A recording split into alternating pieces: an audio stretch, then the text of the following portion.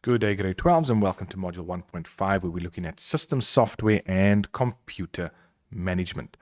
So in this module, we're going to be looking at the operating system. We're going to be looking at the system utilities, security tools, factors influencing performance, and some troubleshooting as well. So remember, when we talk about operating systems, we are talking about system software. Now, what does this do? It's a program that controls all the activities that take place in a computer. And here are some examples. And please, when you do give examples in the tests and exams, you need to say not just Windows, but Windows 10. You need to give me a version, right? Mac OS X, Linux, Ubuntu, whatever the case may be.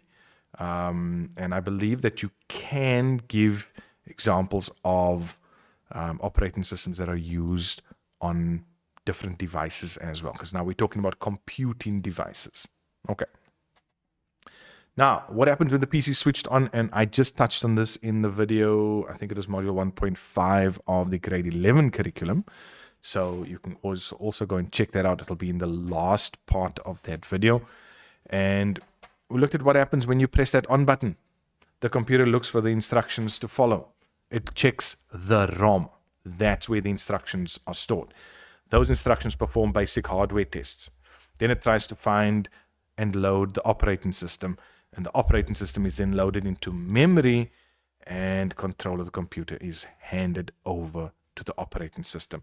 This process of loading the operating system is called booting the computer. So if they ask you what is meant by booting the computer, this is what they are referring to. Now, we need to just go into the role of the operating system. The operating system provides the user interface, which allows us to interact with the computer via a GUI, our graphical user interface. It manages the programs, it manages hardware, it provides basic security. And you see there under managing programs, it says multitasking. It talks about multitasking. Please, you need to know this. It's the ability of the operating system to load and process multiple tasks at the same time. The mere fact that you are able to open, I've got open here in front of me, PowerPoint, I've got OBS software running, I've got the internet browser running. That is multitasking. Now, one of the things that comes up is something called the task manager. We know we access that by right-clicking on the taskbar or going Control, Alt, and Delete, and that will give us some nice information, about the computer's performance and especially the applications that are currently running. That is important because this usually comes up when it comes to troubleshooting. We talk about how do we terminate a program, or what can we do if a program is not responding and everything is frozen. What can we do? We can use the task manager. We press Control, Alt, and Delete. We select the particular program, and then we end that program. Right. Then we move on to our single user versus multi-user operating systems. Now, what does this mean? Well, when we talk about a single user operating system, we are saying that this can only be used by a single user at a time. Right? That's all we're saying. Our multi-user operating systems allows multiple users to access a computer system at the same time. That's what you need to know. Okay? So just be able to differentiate between the two. Then one that always comes up is the system utilities, our operating system utilities. First things first, these programs are built into your operating system. So you don't have to install it afterwards. When Windows is installed, it comes with this list of utilities. Okay, so that's the first big thing. The second one, we see that it's programs that perform system maintenance and administrative tasks. Again, they are built into the operating system. Right, let's move on. We're going to look at file management as well, the naming of files. Now, please, this is stuff that has actually come up in grade 10 as well, and you'll see this here. There's a lot of grade 10 work that starts coming through. When it comes to naming files, please, our file names, we have a file name, a full stop, and a file extension. Remember, the file name is whatever you have named that particular file.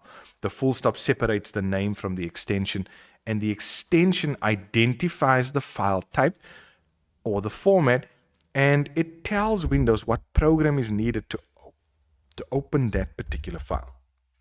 Okay. When we talk about a file path, we're talking about the succession of folders that leads to the location of a specific file. Right. I hope we're together. Let me actually just throw up something here. So when I go term 2, you can see there's that'll be my file path. It's on the Y drive, data, grade 12 new presentations, term 2, and then this is the contents in term 2. That will be my file path, okay? Just so that we are clear on that. Now, we can get information about files. For example, the file properties. And we need to know this because many times in the theory paper, they ask us about these things. So you can see there's 3 different items there. We've got the file property, we've got attributes, and we've got metadata. So let's just go through the 3. Our file properties, this is basic information about files. The name, the size, the date it was modified. Let me actually get a file here. So basic information about the file name, size, date it was modified, that's all fine. All right. Then we talk about file attributes, the property of the files that can be set. Can we make it read only? Look at this. There it is.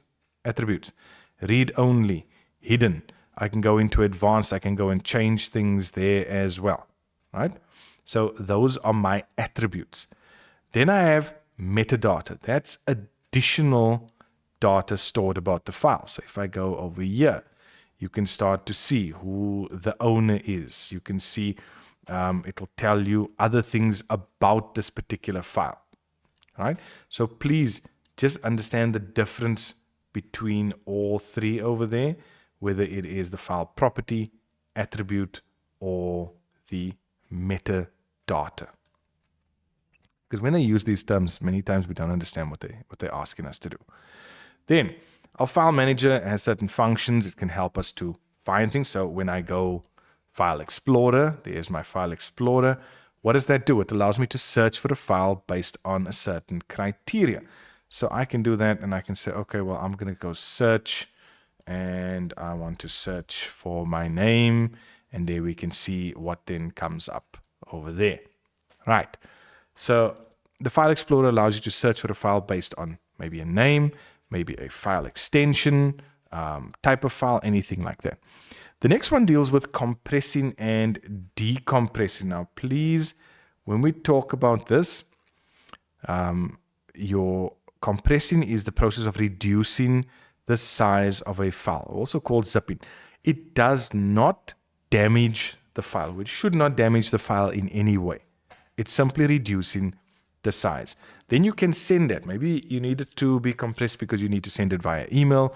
You can then do that, and when the person opens it, it goes through the process of decompressing or extracting that file back to its original size. Okay? So just please know the difference between compressing and decompressing. It's a question that has come up from time to time.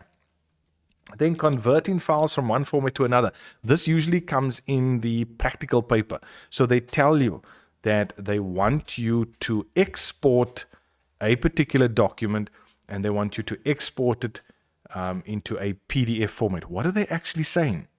They are saying that they want you to save the data, whatever document or Excel spreadsheet or whatever it is, as a different version altogether. Right? So if I go File Save As, I can leave the name the same, but I can save it as a PDF. I can save it as, something different. And let's maybe just go and have a look at this. And let me just open that up so that you can see for yourself. I'm going to go to blank document. This is just normal Word document. And then I go File Save As, and over here, right? I can save it as a different type. So if they tell me that I need to export this as a different name, this is all they're asking me to do. Okay? Whether it's from Word, whether it's Excel, whatever the case may be. Importing, also different, because now I want to bring something into my document or spreadsheet, etc. So this is opening or reading data created in a different version of the same application. So maybe I want to import a Word document into Word. Maybe I want to import a spreadsheet into Word as well. So let me just move that out of the way. Let me just open a document here so that you can see. Okay, so just a blank document. I'm going insert, and I can then go over here, insert object. What do I want to insert? I want to insert some sort of a file. I can indicate where that file is located. I can say whether I want to link it to the file, display it as an icon, anything like that. But this is what they are referring to when we talk about importing. Okay. Then scheduling, most of us know that from our phones, creating a schedule, reminders, all this type of thing. And we are basically telling the program when it must run. It must run maybe at specific times. Maybe you're saying it must only check for updates at 2 o'clock in the morning. But it's automatically going to do this once you have set these things. Okay. So just know what that does. Usually we do that to save our data. Then we have printers, our printer management. So we know that we can print a file. And once we do that, the print job is sent to the disk. This is where spooling occurs, and then it goes to the printer queue. Now, many times they'll ask you what you can do within the printer queue. You can restart jobs, you can pause jobs, you can cancel jobs, you can do any of those things in there. So there they tell us deleting, pausing, restarting tasks if we need to. This is something that came up in the grade 11. I think it was module 1.5 as well. So you can go and look at that info as well. We know what backups are. We know that we are creating a copy to store it somewhere else. We know why we are creating backups, because files can be accidentally overwritten or deleted. There could be hardware failures. Devices can be stolen. You know, there are a number of reasons as to why. Again, if you have a valid reason that's not listed here, feel free to use that. We can also use backup software that helps us to do this. There are also third-party vendors that have specialized backup programs. So it all depends on what you are doing in terms of the backups, how much you are backing up, how regularly you want to do that as well. And then just a few backup tips. They tell us to use software that will automatically manage that process. You only back up data, not programs. Why? Because programs can be reinstalled.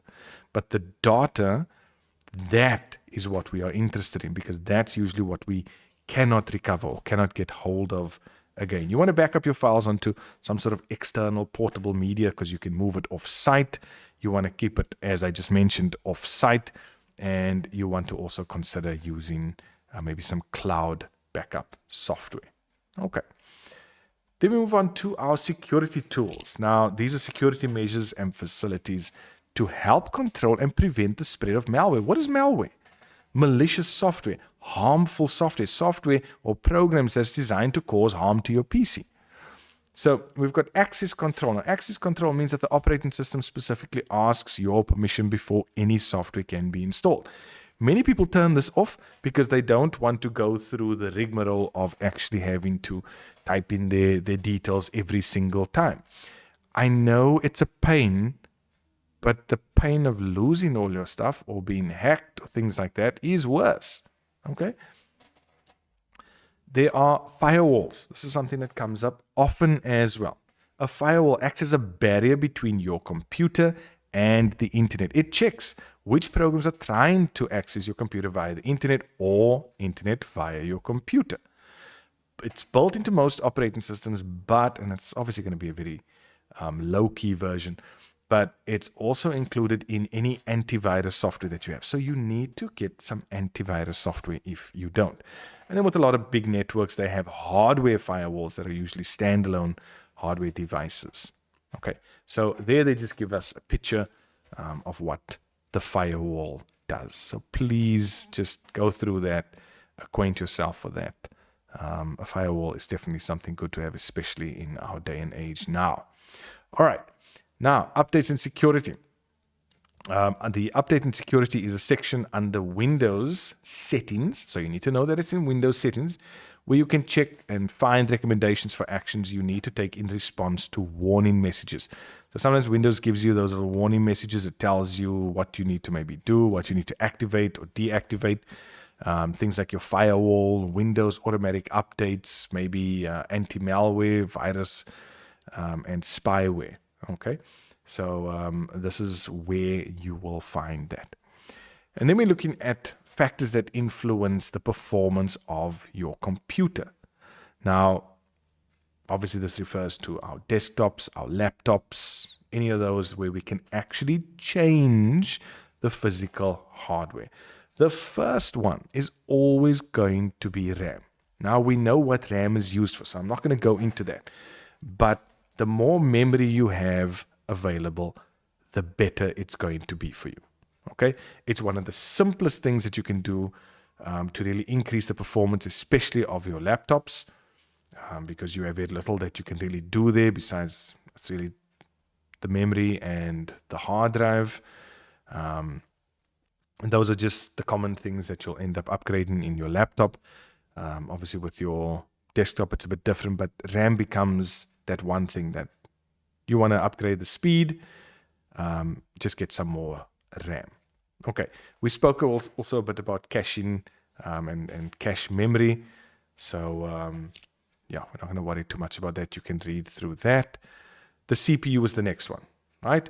So, our CPU, we know, is measured in gigahertz. So please, when you give an answer on the CPU, talk about 3.2 gigahertz. Give the entire wording over there. All right. I mentioned, I think we spoke about the dual core, quad core, I-core. Please just remember here that even though it's telling you that it's a dual core or quad core, it's still one physical chip.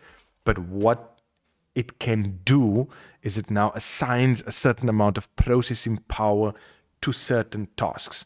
So you have physically one chip, but logically the way it works is where it's giving processing power to tasks depending on how important those tasks are. We also have our cache size, which is a special high-speed memory used to store recently or frequently accessed data. This is why you'll usually find when you go into something, for the first time it takes a while to load, but if you go into it, you go out and you want to go back into it, it actually goes in a lot quicker. Another thing that influences the performance is the hard drive. Whether you have a traditional hard drive or whether you have an SSD, it makes a difference. Okay? It makes a difference. Just understand a few things here as we look at these notes. A faster hard drive can improve the overall performance of a computer system. Yes, it can. SSDs much faster. Look at right at the bottom. Fragmentation or defragmentation has no effect on the speed of your solid state drive. Okay, so please remember that. Disk defragmentation, we can do that on the traditional hard drive, but it has no effect on the SSD.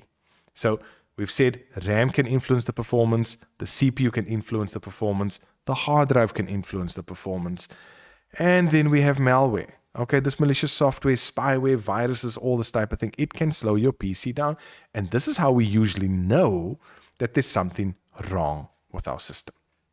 Okay, then troubleshooting always comes up, and we use utility software. What is utility software? It's those built-in programs that comes with Windows that's there to help with general maintenance. So the things that usually come up, for example, disk scanning. So what is it? What does it do?